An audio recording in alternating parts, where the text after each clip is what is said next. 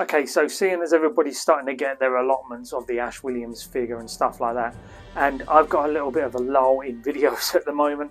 I have some stuff on order, but you know, shipping and whatnot has been taking for ages, and it turns out one of my packages has turned up in Northern Ireland for some reason.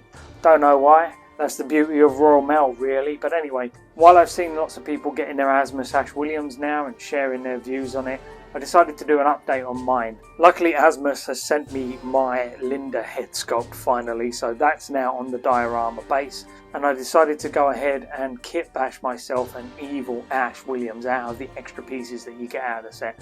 All you really need to do for a second figure is just get a pair of brown trousers, use the shirt, a new body, use the head sculpt. You can use this Kandarian dagger or whatever it's called, and you just use the base and shoes and whatnot, and you can bash up a pretty good Evil Dead Ash out of the extras. I think this is something that a lot of people can do and they would enjoy making. Okay, as we zoom in we can see just a normal head sculpt. I think I added a tiny little bit of a Tamiya clear gloss to some of the red bits just to make it look a little bit more shiny. But that's about it really. I didn't do a lot of work to it. And then you can see I've put the torn shirt on that came with the figure. But this is a new body, and this is the JX SO1 body. Very nice, very simple.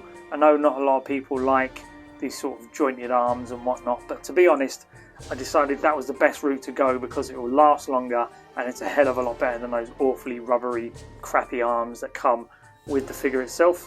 And then you can see I've weathered it up really good. It's really dirty and messy, looks very muddy. I've even put the scratches into his torso there. Nice and simple. You just heat up like a little sculpting tool, maybe a needle or something like that, as long as you don't burn your fingers. Heat that up and then just drag it across the torso just to melt that rubber a tiny little bit. You don't want to go too deep, but you just want to rub it a few times across, and you can actually make yourself some nice scratches. You then get some dark red acrylic, just sort of dab that into the actual wounds themselves, and then get a tiny bit of Tamiya clear red and just brush that in as well, and you get those scratches looking pretty good and effective. And because they are sort of sculpted into the body now because of the actual sculpting tool scratching out the little bit of rubber, you can see it's actually three-dimensional, not just a paint job on top. Again, some people won't like that the torso has a joint piece here in it. I'm not too fussed about it. I remember this Sideshow Ash had joint lines in the body as well, and it just allows for better articulation all over. I haven't weathered the shirt anymore. It's actually a pretty effectively weathered shirt to begin with, so that's not that big a deal. Now the hands are actually from the Asmus Ash figure, but you can see that there is a bit of a colour variation between the hands and the body. That's because these aren't the stock hands that come with this body. These are the Ash hands from the actual figure. I'm not too fussed about that because when I have it just standing there normally, you can barely tell that the hands are a different colour. If it does bug me in the future, all I need to do is take the hands from the original JXSO1 body, dirty them up a little bit, and then just put them on the body instead. I think some people would find this a bit off-putting, but it's fine for me. And again, I can always change it later on if I so wish. And he's got the Kandarian dagger held in one of his hands. This isn't really the hand that holds it, but I don't know. I quite like the fact that he's not holding it properly and his hands are all motted and he's doing like a heavy metal, you know, it's really cool. And then we come down and I just bought these pair of plain brown trousers off of eBay, and I've just weathered the life of them. You know, I've just used browns and blacks and light browns and sand colours, and I've just dry brushed the living life out of them, and now they look pretty good. And they're really dirty and there's loads of little bits in there that you can see. I think it works really effectively. And then just down here I just bought a pair of plain brown shoes. They're not boots or anything, so they're just, you know, they're not great, but again, I black washed the life out of them. I put some weathering in there, a little bit of mud up the back of the shoes and whatnot, and they, you know, it works pretty well. When you're standing back like this, you're not really going to be looking at the feet anyway. You're going to be kind of looking up here at what's going on up in the upper body, because that's where all the detail is. So I'm more than happy with it. And then you've got a reason to use that second base as well, the Ash Williams one. Now, one of the nice touches I actually found with this base that I completely forgot to mention in my review video, and it's that it actually doubles as a storage space as well. Because if you move this off and then you take this bit here, you can then pop this off, and you can see he's got all his hands and the wrist pegs and stuff all stored inside. So then you can just put this back on, and then when he's displayed on the shelf and you decide to swap, change him over or anything, your hands and everything are all good to go here. So that's not a bad touch. I completely forgot to mention that when I was actually doing the video itself. But yeah, bang on for Asmus. That's actually a really nice idea. And just in case you're wondering what happens to the wrist when you keep this chainsaw on too long, it does actually cause a bit of wear and tear around the wrist. So just be wary of that, yeah? Because once you put that chainsaw on and you move it around a few times, you're probably going to get the rubber rubbing around a bit, and maybe some of that paint comes off. It's not a big deal for me, because why would you have Ash without his chainsaw? God knows why. But yeah, some people might want to be a bit wary about that if they want to keep their figure pristine in the future. And just coming down, we can see we've got the Linda head here now stuck in the vise. I'm very happy about that. It's very, very cool.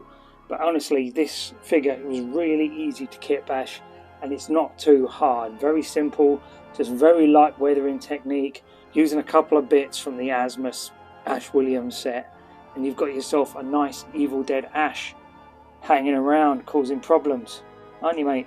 And then you can see this is the original Ash Williams. I haven't changed this pose. I'm so happy with this pose. I just think it's cool as balls. He's just standing there and he's got his foot on the trapdoor and the hand sort of grabbing at him, giving him problems as well. There's Henrietta trying to steal the book. There's a lot going on in this very simple diorama. But I think it works really well.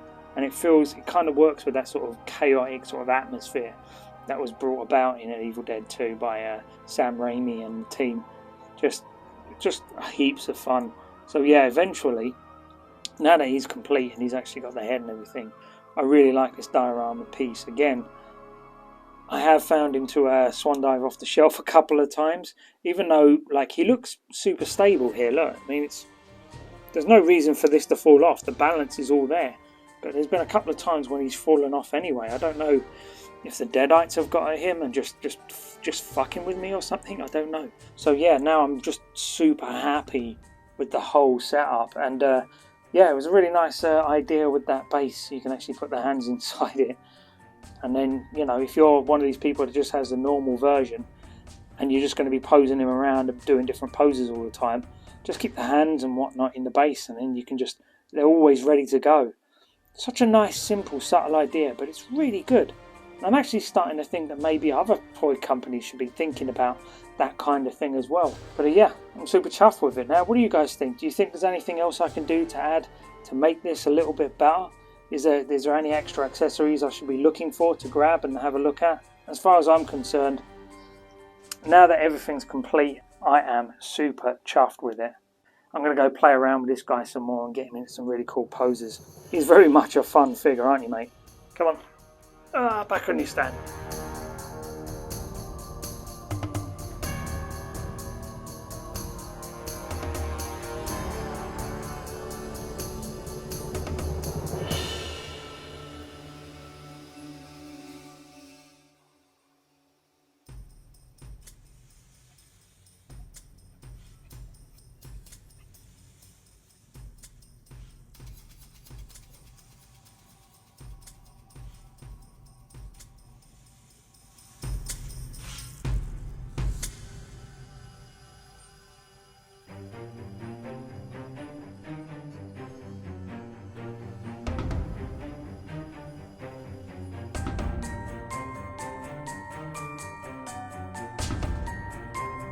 And this one I call Keep Klatu Varatu Nektu Out Your Fucking Mouth.